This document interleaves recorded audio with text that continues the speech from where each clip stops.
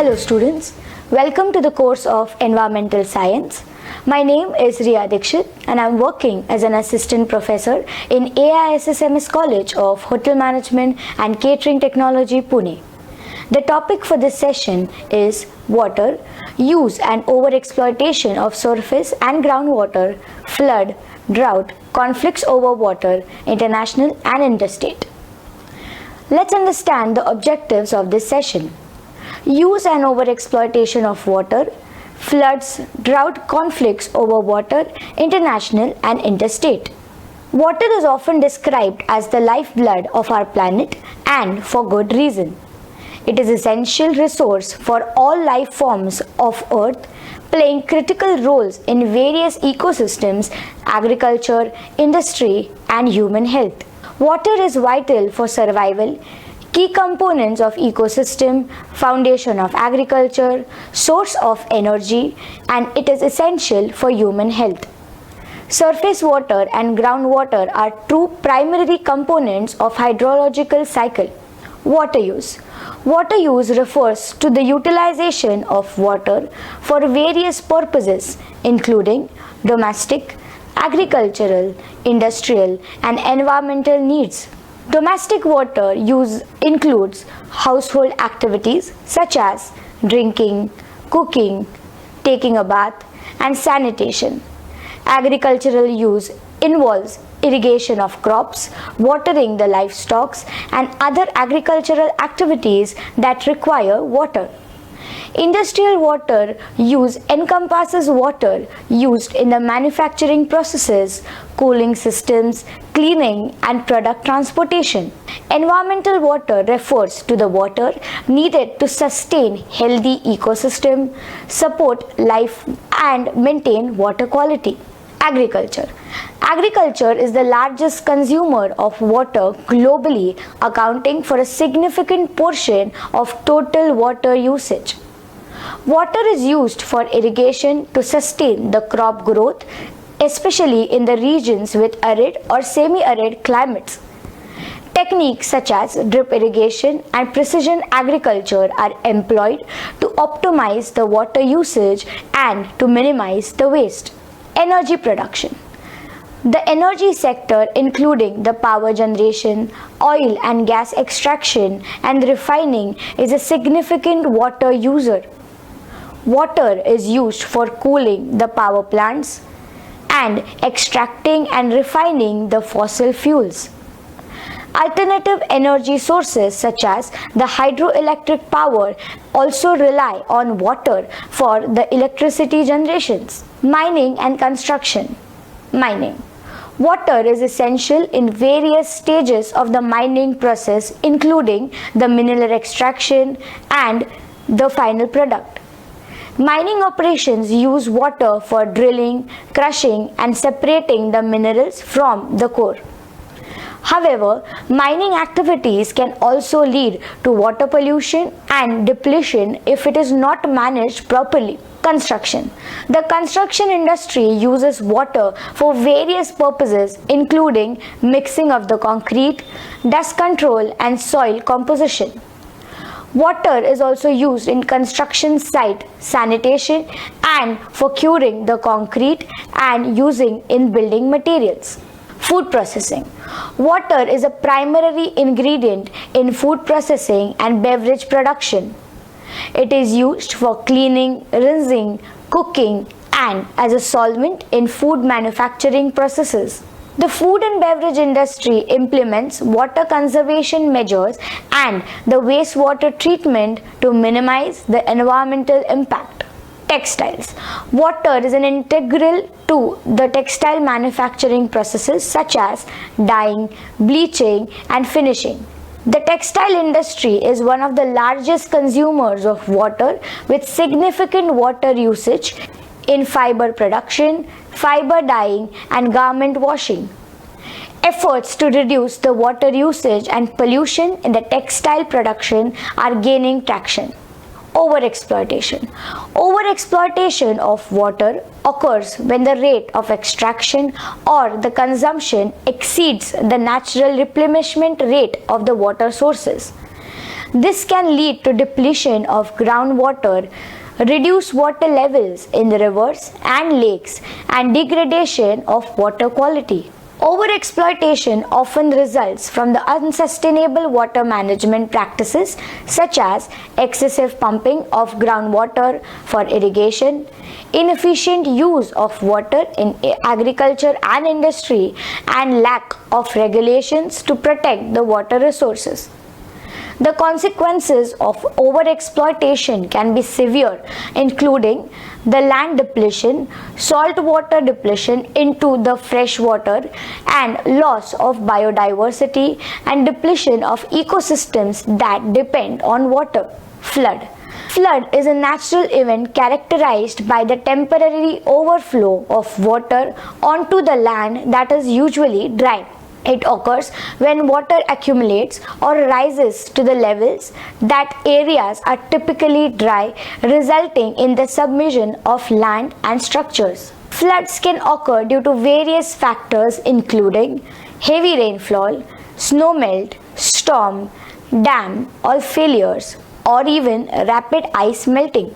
Floods can vary in scale, duration and intensity, ranging from minor to the low-lying areas to the major events that cause widespread destruction and loss of life.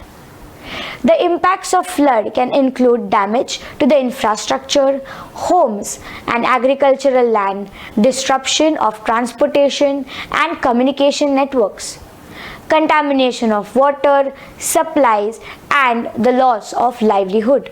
Flash floods. Flash floods are sudden and intense events that occur within a short period, often in response to the intense rainfall or rapid snowmelt.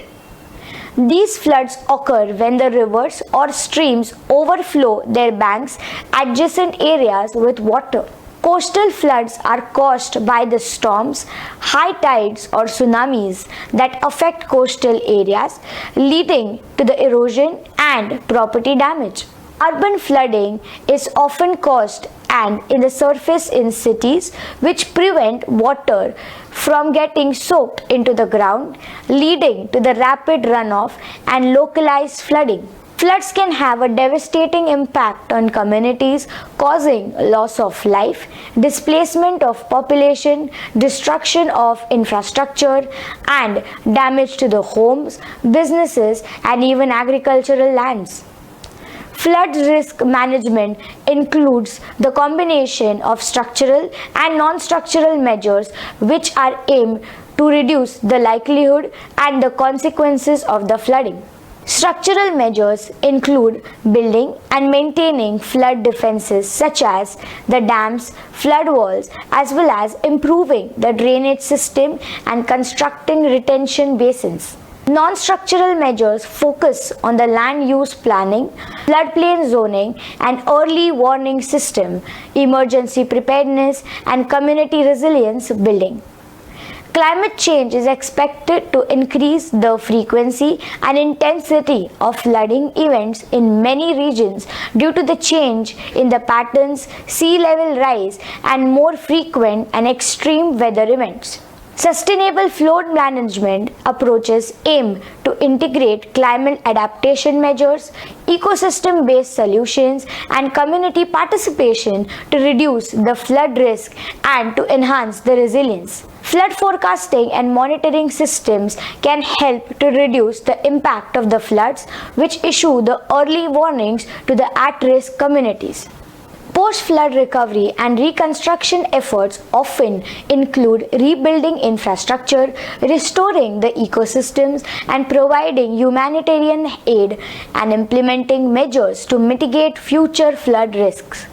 Flood insurance programs help homeowners, businesses, and communities to recover financially from the flood-related losses by providing compensation for property damage and rebuilding the cost. Natural flood management techniques such as the reforestation, wetland restoration, and soil conservation help to mitigate the flood risk by enhancing the capacity of natural landscapes to absorb and retain the water.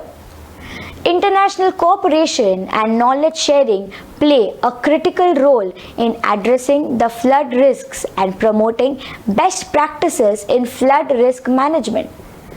The floodplain restoration projects aim to restore the natural floodplain such as the floodwater storage, sediment retention, and to reduce the risk and restore the ecosystem health.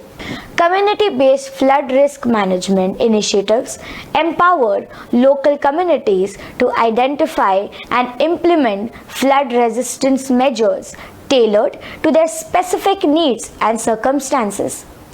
Sustainable urban drainage systems are designed to manage the storm water runoff in urban areas more efficiently, reducing the risk of urban flooding and improving the water quality. Public awareness and education campaigns are essential for raising awareness about the flood risks, promoting the preparedness, and fostering community participation in flood risk management efforts. Emergency Response Plan outline procedures for coordinating flood response activities, evacuating at the risk population, and providing emergency services and supplies during these flood events. Long-term planning and investment in the resilient infrastructure, green infrastructure, and flood risk reduction measures are essential during such crises. Drought is a prolonged period of abnormally low precipitation resulting in water scarcity and environmental stress. It is a natural hazard that can occur in any climate from arid region to humid areas. They can also have a significant impact on agriculture, water supplies, ecosystem, and economies. There are different types of including agricultural, hydrological, and socio-economic. They often develop gradually and may not be able to immediately apparently make them challenging to predict and manage. Factors such as climate variability, land use changes, and human activities are the cause for these conditions. The impact depends on the resilience of affected communities as well as the availability of coping mechanisms and adaptive strategies. Agricultural is particularly resilient, and crops and livestock depend on the adequate water supply for growth and productivity. These crop fails can lead to the flood storage, the food shortages and loss of income for farmers, and increased food prices. Water scarcity during these situations can also affect industrial operations, energy production, and municipal water supplies, leading to the disruption in economic activities and daily life. Ecosystems are sensitive and with impacts on the vegetation, wildlife habitats, and biodiversity. Drought stress can lead to the forest dieback, wetland degradation, and loss of ecosystem services such as water purification and carbon reduction. The management involves a combination of mitigation strategies and response measures aimed at reducing the impact and enhancing the resilience. These measures may include water conservation, drought-resistant crop varieties, efficient irrigation techniques, and groundwater management. The monitoring and early warning system use climate data and remote sensing and hydrological modules to track down these conditions and to promote timely information to the decision makers and the stakeholders. Preparedness for the same involves assessing the resilience, developing response plan, and building capacity to mitigate the impact and on the community's economies and ecosystems. Drought relief and assistance programs provide support to the affected individuals, farmers, businesses, and communities during such emergencies. The long-term drought recovery efforts may focus on restoring the ecosystems, rebuilding the infrastructure, and diversifying economies to reduce the dependency on water-intensive activities. Climate change is expected to increase the frequency, intensity, and duration of these impacts on regions and existing the water challenge. Sustainable water management practices, ecosystem restoration, and climate adaptation measures are essential for building the resilience to the same and ensuring that the water security is changed in the climate. International cooperation and collaboration are crucial for addressing the risks, sharing best practices, and mobilizing the resources to support the affected areas globally. Public awareness and education campaigns play a vital role in promoting the preparedness, water conservation, community resilience, fostering a culture of proactive management and adaptation. Now let's understand the international conflicts over water. International conflicts over water occur between the countries that share a boundary of rivers, lakes. These disputes often involve disagreements over water allocation, infrastructure development, pollution, and environmental degradation. Examples include tensions between countries sharing major river basins such as Nile and Indus. The construction of dam and diversion projects upstream can affect the downstream states, leading to the concerns about water scarcity, agricultural impacts, and ecological damage. International water agreements and treaties such as the UN Watercourses Convention and bilateral or multilateral agreements between neighboring countries play a crucial role in managing shared water resources and resolving the disputes peacefully. Interstate conflicts over water. Interstate conflicts over water occur within a federal or a multi-state countries where different regions or states compete for access to the water resources shared within national boundaries. These conflicts often arise due to the water availability, competing demands for water among various sectors such as agriculture, industries, and urban areas, and disagreements over the water management policies and priorities. Examples include disputes between the states in the United States over allocation of water from the shared rivers of Colorado rivers and conflicts between the Indian states over the water from the rivers such as Krishna.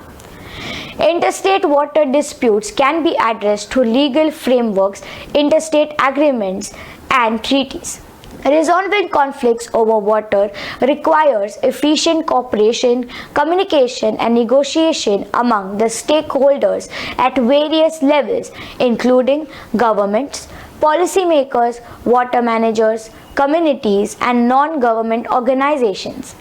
Sustainable water management practices, equitable allocation mechanisms, investment in water infrastructure, and integrated water resource management approach can help mitigate the conflicts and promote shared benefits from the water resources. Additionally, enhancing public awareness and fostering the trust among people is essential for building the resilience and preventing tension over water and escalating into conflict. Let's have a recap of this session. Water use refers to the utilization of water for various purposes including domestic, agricultural, industrial, and environmental needs. Over-exploitation of water occurs when the rate of extraction or consumption exceeds the natural replenishment rate of water sources. A flood is a natural event which is characterized by the temporary overflow of water onto land that is usually dry. It occurs when the water accumulates or rises to the levels that reduce areas that are typically dry, resulting in the submersion of land and structures. Drought is a prolonged period of abnormal low precipitation resulting in the water scarcity. Thank you.